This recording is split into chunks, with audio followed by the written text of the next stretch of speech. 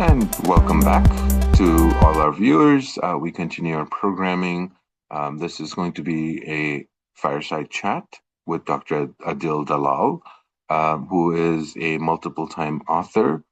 This will be moderated by Brendan Grunwald. And so we're going to bring up Brendan and Adil, and they will be taking care of this panel.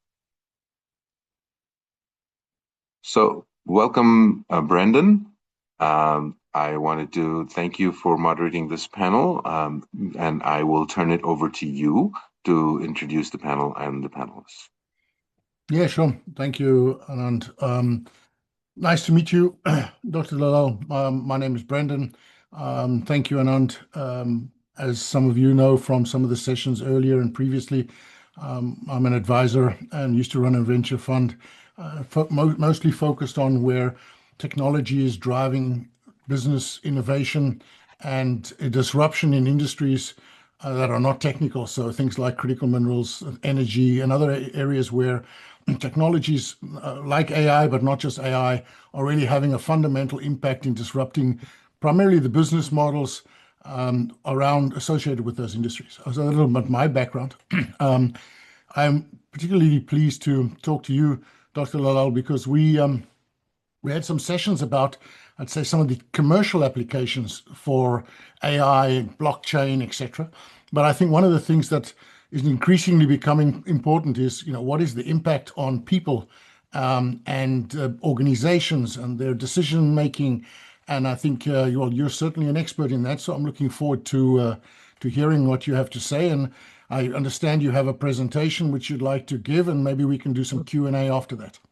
Absolutely, and during it too, so no worries. First of all, thank you, Brandon. I really want to thank you. I want to thank Anand and everyone and for inviting me to this amazing panel and also this amazing audience. I cannot see you, but please keep pushing that positive energy on to this session and beyond.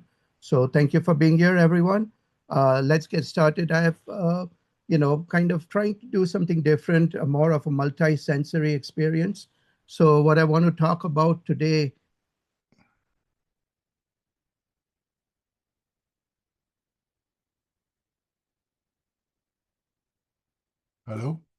is going to be on how we could basically use the impact on humanity.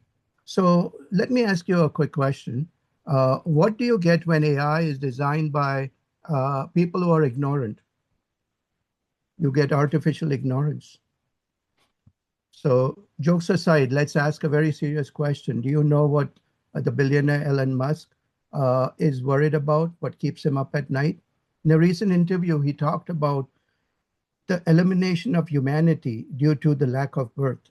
And I have a very similar concern, but the reason is different. And that's what we are going to dive into. So let's go back a little bit first before we go forward. If you know the history of humanity, humanity is on this planet, which is 4.6 billion year old rock. We have been there for modern human beings around 200,000 years. But the first industrial revolution happened only 200 years ago. So if you put us on a clock, 24 hours, in 0.000004% of a second, okay, humanity has gone from being craftsmen to spacemen. Wow, what an amazing journey is that, right? In 200 years, we've achieved all this. So show me show of hands, how many of you feel that humanity is worth saving? Probably most of you just put one hand up. So you are like Thanos with the Infinity Gauntlet, where you want 50% of the population to win. Now put both hands up. I said, show your hands. We want 100% of the population to be here. And if you agree to that, let's move on to the next segment. Is we are at the crossroads. We honestly are at the crossroads today, okay? We are giving our intelligence to a force which is greater than fire or electricity, which is AI. AI is not just a tool. It is almost like a mirror, which kind of reflects our inner fears and also our greatest potential. I am very much pro AI. I basically understand that it will revolutionize healthcare and other industries. In fact, I have written a book, Lean AI. So I'm very much pro AI. And I also use AI for productivity improvement and also creating applications. But I am aware of the monumental challenges we face when we make AI our master. Could it result in the future where we lose the very essence of what it means to be human? That is the key question. So let me, since this is the Economic World Forum, we want to talk a little bit about the economics of the power of AI. AI by 2030, in 5 years, we are going to increase our GDP by almost 3.5%, which is $19.9 trillion. Productivity boost will be 2.6 to 4.4 trillion annually, and mostly driven by generative AI. Wow, this is unprecedented. It's truly, something which is going to change us forever. They're predicting that the jobs, on the net, we will have more jobs, 78 million more jobs. 40% of the jobs are at risk. I don't know about this statistic. I'm not sure that if this is going to be true, but let's go ahead and discuss more. This is the negative impact of AI. It is going to definitely have a negative impact on the CO2, 24 to 44 million metric tons of emission every year, which is putting about 5 or 10 million more cars on this planet. Okay. The water usage because of the data centers is going to go through the roof. Over 1,000 million cubic meters of water annually. That equals to 6 to 10 million households annual water usage. Now, this is, of course, going to be scary, but I want to talk about a much more important question, which I am sure you guys have. I'm 100% sure most of you have this, is that will AI make us superhuman? Or, will it make us into leaders, creative thinkers? Or is it going to make us obsolete, erasing our spirit and our very identity? But I'm not here to scare you. I'm, in fact, here to inspire you that we need to challenge our powers. We need to use our human intelligence for the next phase of this life. So this is not a call. I'm not here to tell you, just platitudes. I'm saying this is a call to action. I'm asking you to design a future where AI coexists with humanity and assists us to thrive for generations. See, this is also a call to retain our legacy as alpha dominant species on this planet. In the age of AI, we need to be sure that we understand and agree that humanity is our top priority. That is the key aspect which I want to bring into this talk, is that no matter what you do, if you put humans at the center of it, we are going to be successful. Okay. So what makes human beings so special? Let me explain that. I know it's a little bit of a science, but please bear with me. The human brain contains approximately 86 billion neurons. Each of these can form, synapses with each other neurons, and the brain is capable of making 1,000 trillion synapses, which is 1 quadrillion synapses. This is how we create the holistic picture that we live in. Okay, so just imagine we have 8 billion supercomputers walking on this planet. Each one is capable of unimaginable feats of creativity and innovation. So let's look at why this brain is so powerful and what is that superpower of the brain. The brain superpower lies in its dynamic ability to rewire. Others call it neuroplasticity. I don't like that word. I use neurodynamics because that's a dynamic brain. The brain amazing ability to rewire and reshape itself based on how we challenge and use it. So think of it as fuse it or lose it. When we challenge our brain, it grows much stronger. When we neglect it, parts of the brain will weaken and shrink. Just like when you don't build your muscles, it goes away. Your brain acts similarly. So I'm going to give you proof, scientific proof of this. So let's discuss the fusing brain. There was a study done in London taxi drivers. They were not allowed to use GPS, so they had to memorize 25,000 routes, 20,000 landmarks. When they did a brain study of them, they found that part of their brain called the hippocampus, which is focused on learning and memory, was really much, much, much greater than what was for the other people in London.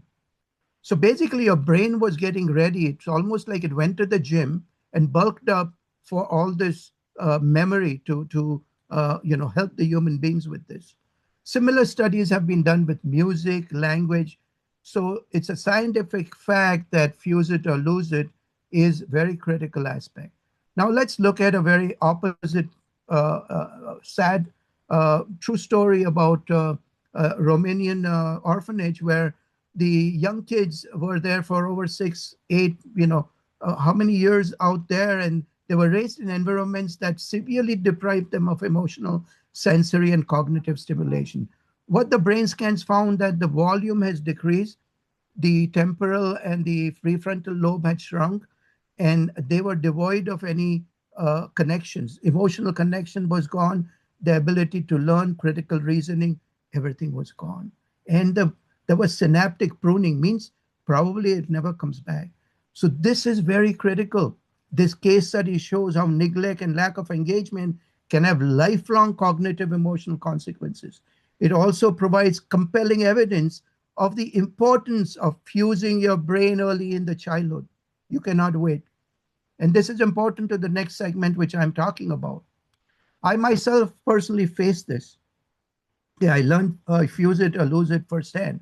I was going through a very simple surgery, and when I got out, basically my right side of the face was completely on vacation. No smile, no wink, zero movement. I could not eat without spilling, could not drink without drooling, could not talk without slurring. Nights I had to tape my eyes shut to actually sleep. Three of the top surgeons talked to me and said, sorry, this is the way it's going to be. It's permanent. Your brain has already forgotten the right side of your face. So as a speaker, coach, and trainer, it was devastating news for me.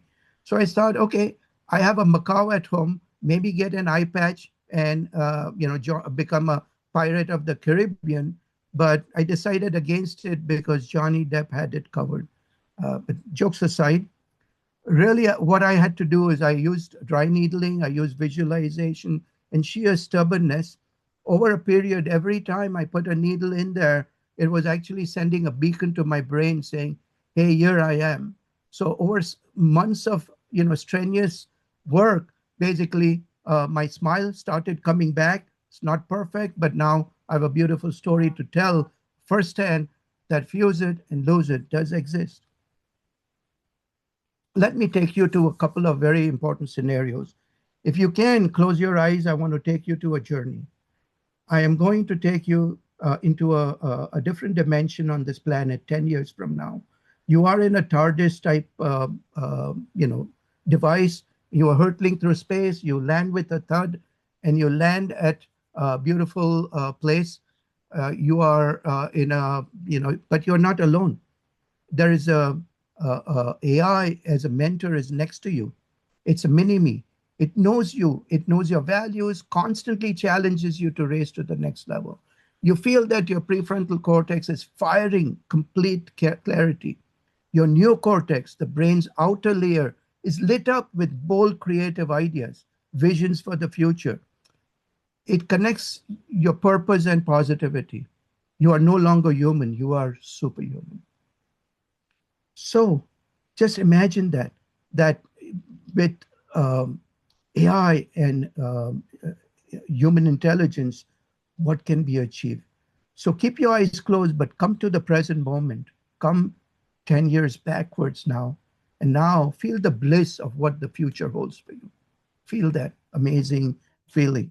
Now, I would like you to again get back into the TARDIS, and we're going into a different dimension.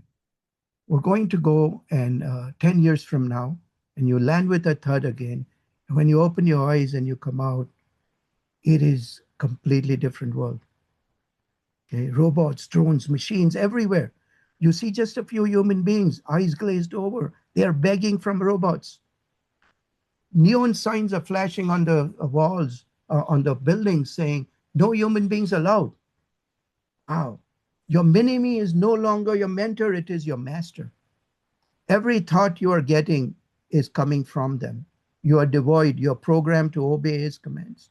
You reach for a human thought, but your prefrontal cortex has shrunk, no longer capable of thought. Your crown, your neocortex, has completely atrophied, leaving you devoid of any human feeling. AI is your master, it owns you, thinks for you, and you are trained to obey its very command.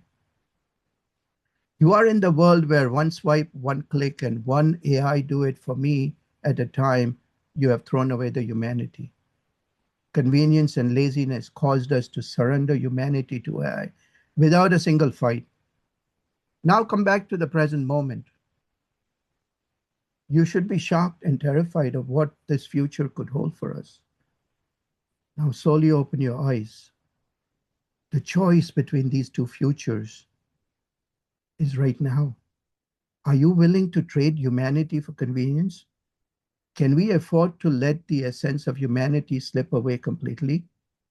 Even if there is a 1% chance of losing ourselves, can we take that risk?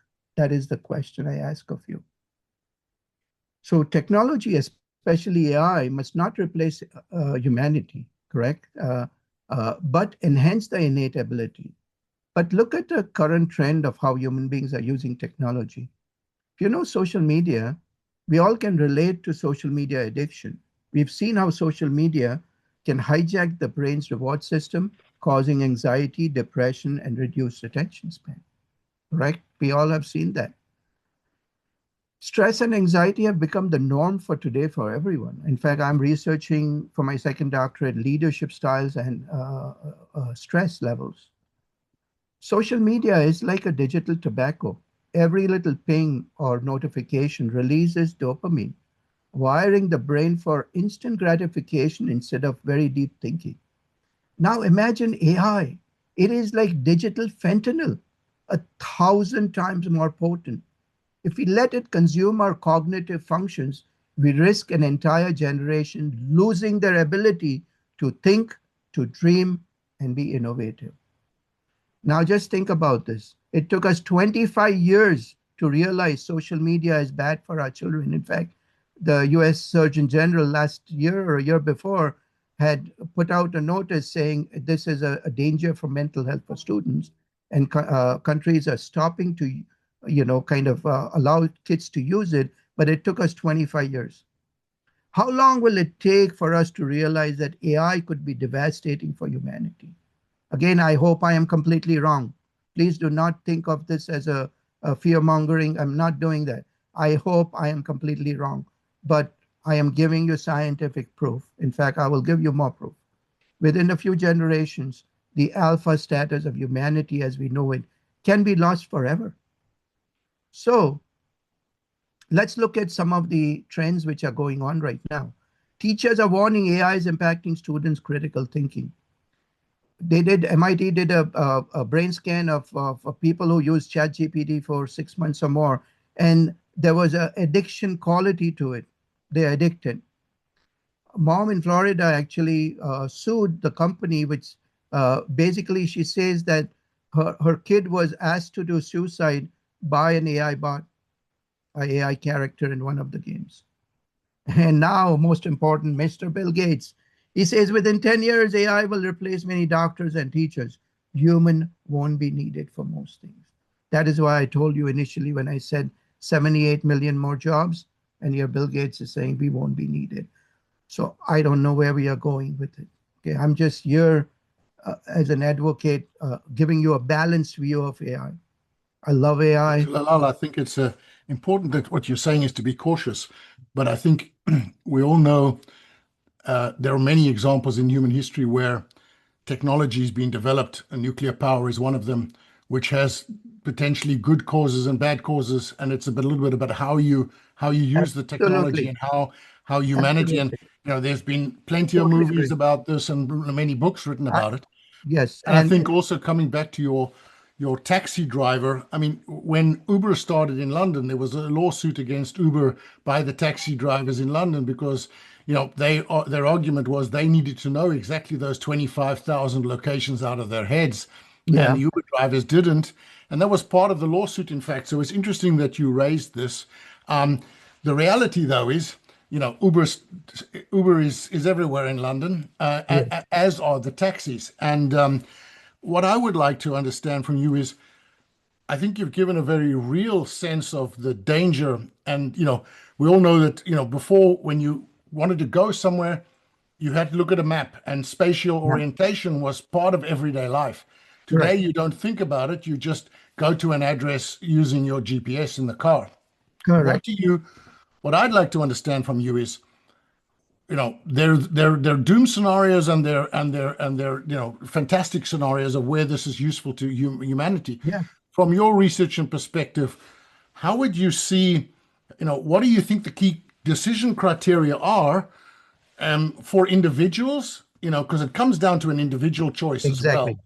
That's Um, exactly, yeah.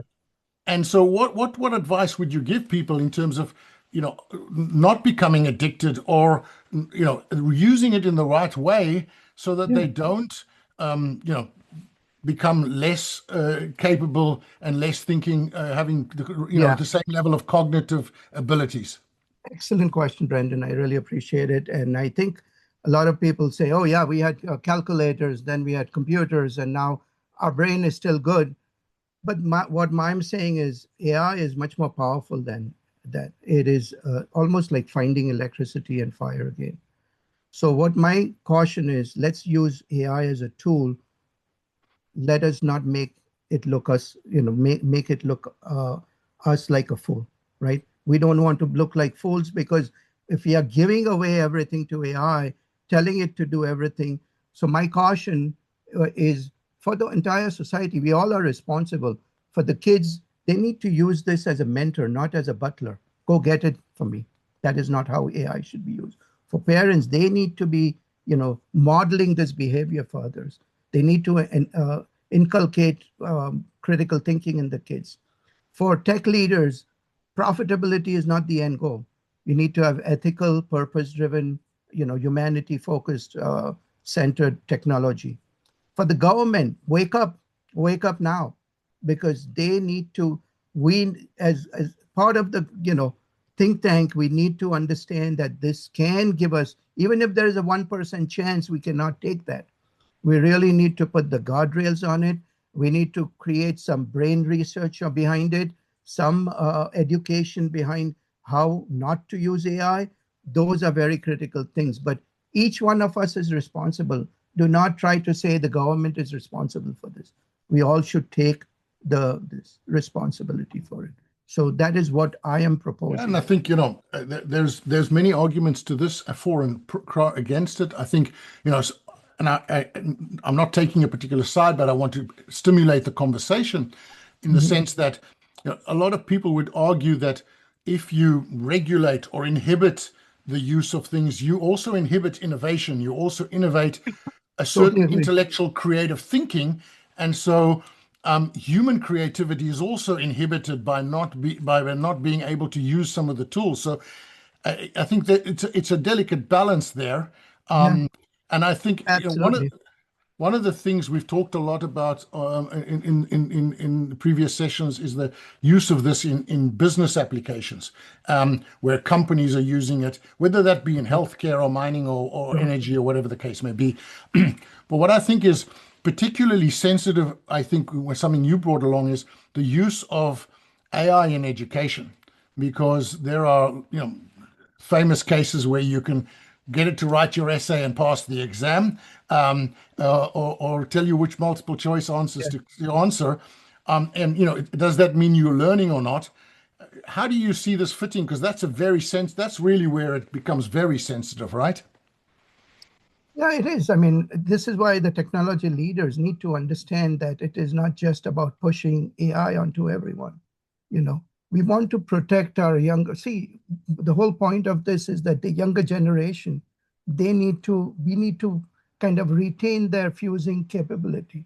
We need to let them learn For us, it is different. We have already formed that synapses in our brain. We can still go back and that, go back to those networks and say, this is what I need. For the kids, once they lose it, it will be very difficult. After a certain age, there is synaptic pruning of the brain. So you are going to lose. And we are already knowing about social media, how addictive it was. AI is in every tool you will use, AI will be integrated. And it's a great thing. If you use it for Amazon shopping or use it for Netflix, use it, absolutely use it. It's great. But do not, when you're studying for things, when you are trying to understand and kind of get things within your brain, you cannot allow AI. You need to use AI as a mentor. Let it, you create the first draft, pass it to AI, let it refine, and you learn from what it did. It's a full loop cycle. I have two more questions because I see we only have a few minutes left. Sure. Australia has banned social media under a certain age group. Yes. Would you advocate that happens both for social media and AI up until a certain age group? That is exactly what I'm saying. Is be careful. I'm not saying ban it. As I said, use it in the applications where it makes sense. But do not use it for your homework, for other things which when you want to develop critical thinking, that needs to be the primary source of what we need to do. So whoever is developing software for AI and other things, if you just chat GPT, you just want, hey, I want an essay on this. You type it out and it gives you give it to your teacher, you're done. What have you learned? Will you be able to apply anything because you've not learned anything? And that is where my concern is if we do not allow kids to have that critical thinking, allow the prefrontal cortex to be exercised like a muscle, we are going to lose everything. Again, I hope would you I'm wrong. argue that there's enough research in the impact of things like social media up to a certain age to infer that into AI? And at what age group do you think that applies? Because obviously this is part of human development and your brain's development, and there must be some clinical evidence to where the cutoff it's not a fine point, but where that transition happens. This is where funding needs to take place. This is where research needs to take place. I cannot give you that because we need people who are experts in child development to be able to give us this answer. And they need funding. We will need to give them funding. I'm just here as a voice. I'm just thinking in the future. I'm just a visionary trying to see what is possible because I've seen what has happened. All I'm doing is extrapolating and giving you, I'm not trying to scare anyone. I'm just saying, hey, there is a risk to this. Let's see if we can avoid it right now because we cannot wait. This is a very, very powerful tool, correct? As a tool, it's great. It should not make us into fools. And the next generation should not be devoid of thinking, of critical thinking, and of any kind of a judgment. That is my concern. Let me move this to something that's maybe a little less contentious, Sure. to business decision making. So, AI is part of, let's say, analytics. There's a big conversation about, where AI gets its data from. Is it from the public internet, from private sources, brings on privacy conversations and all sorts of other things. But let's just focus a little bit on the business side and, the decision-making processes within organizations, because I think that's also something that you've been looking at and you mentioned. For business leaders, for investment individuals, for people who are making business decisions, how do you see this impacting the way boards operate, the way business decisions are being made, where you could just throw a report at AI and get an opinion, but is that valuable? It may help you with research. So how do you see this impacting the business world? Give you one formula, Brendan, okay? Earth, EARTH. The last word is H, right? H stands for humanity, compassion, emotional intelligence. Just move that here and you'll get heart, HEART. All I'm saying is start thinking human-centric. Start thinking about humanity first. That's all I'm saying is do not think about only profits. when you create any solution, the human should be in the center. Think how you're impacting that human being, especially when it comes to young human beings. Young Well, I adults think are the most susceptible. I think And if you want to, if you want to go beyond that, let's take this into a different session. I see Anand is there. yes, But I'd love to so, take this conversation further with you in a separate session. yes, For sir. those of you, you can find this will be recorded and it'll go onto the Davos Worldwide YouTube channel. And I'm sure Anand can answer some questions or introduce whoever he needs to. Sure. Yes. Thank you very much. Thank you for such an engaging panel. I know we can discuss this for so much I longer. know. Unfortunately, we're a little bit out of time. Thank you But very much, Anand. I really Dr. appreciate it. Dalal, Thank really you. appreciate you coming on. Brendan, thank you for such a great Brendan, moderation. thank you. What a wonderful conversation. Thank Look you, sir. forward to seeing you folks soon. And again, Thank you. thank you. Thank you. Thank you.